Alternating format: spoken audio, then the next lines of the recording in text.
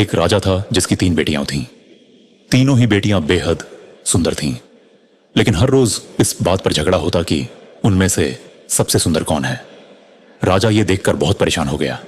उसने तय किया कि अब वह खुद फैसला करेगा कि उनमें से कौन सबसे सुंदर, समझदार और गुणी है। एक दिन राजा एक साधारण से गरीब युवक को लेकर अपनी तीनों बेटियों के पास गया और बोला, मैं चाहता हूं कि तुम तीनों में से कोई एक इस युवक से विवाह करे। सबसे पहले छोटी बेटी बोली, मैं कभी इस गरीब से शादी नहीं करूंगी। उसके बाद बड़ी बेटी बोली, मैं पूरी जिंदगी कुंवारी रह जाऊंगी, लेकिन इस गरीब से शादी नहीं करूंगी। बीच वाली बेटी ने कहा, पिताजी, अगर आपका यही फैसला है कि हम में से कोई एक इस लड़के से शादी करे, तो मैं आपके सम्मान के लिए इस युवक से विवाह करूंगी।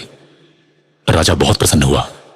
अगले दिन विवाह की तैयारी शुरू हुई, लेकिन जब तीनों बेटियां उस युवक को देखती हैं तो चौंक जाती हैं।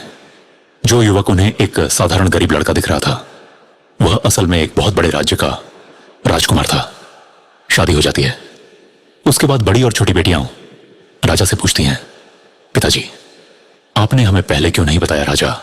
ये राजकुमार मेरे मित्र का बेटा है।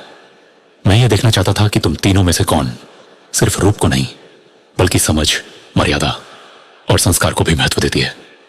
अब तो तुम्हें भी जवाब मिल गया होगा कि असली सुंदरता क्या होती है। सिर्फ चेहरे में नहीं, बल्कि मन और सोच में होती है।